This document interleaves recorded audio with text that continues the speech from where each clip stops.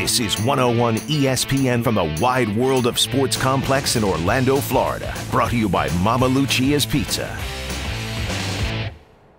Former NFL head coach, now NFL analyst, Herm Edwards is our guest here on the Bob Stelton Show on 101 ESPN. And, you hear everybody talking about the deal that's been in place. And everybody says, well, the players got too good of a deal. It was too good of a deal that they've had to this point, so they got to give back. If you're a player and you're hearing that, does that make you a little more reluctant to give back? Well, yeah, because the thing the owners obviously are content of not doing is obviously opening their books.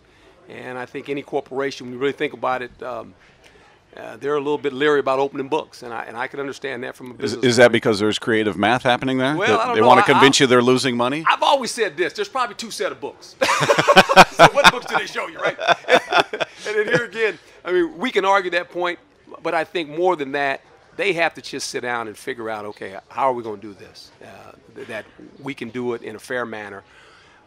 We're in a place right now where this is the number one sport. There's no doubt about it. It's a year-round sport, and we talk about football all year round.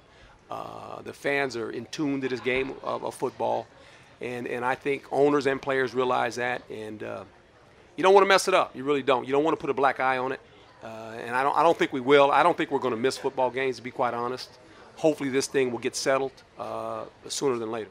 I've said before that I didn't feel like the sides were proactive enough, that they waited. It feels like they waited till the last minute to really get serious about it. Do you have that same feeling? Yeah, and you're always pressed.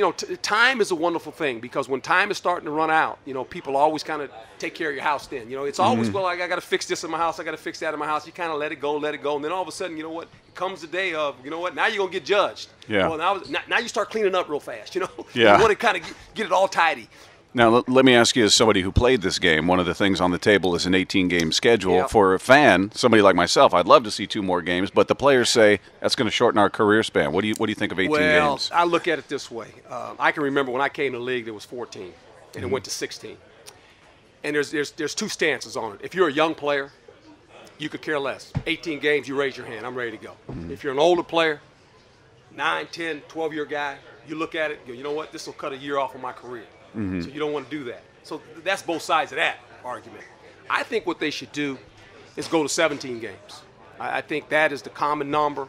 In this way, they're trying to get football to be a global game.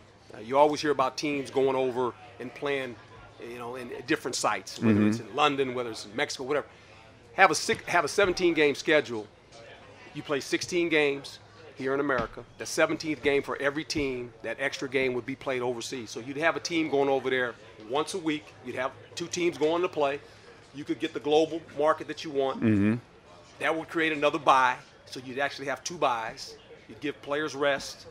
With that being said, I think you got to add 53 guys. The 53 guys on your roster right now, they need to all be eligible to play. Not 46. It needs to be 53. You pay 53 a whole salary. Let them play. Activate them. Don't deactivate 8 guys on Sunday. Let them all play. And I think that way players might look at that like, hey, that ain't bad. We're going to get 2 byes. You got to go over. And it's not all bad. I played some games over there in Tokyo, obviously in Germany. I've been involved in those games. I think it's good for the game. You're expanding the game. You're getting more viewers to watch our game. And they're trying to make it global. That's the reason they're trying to go over there.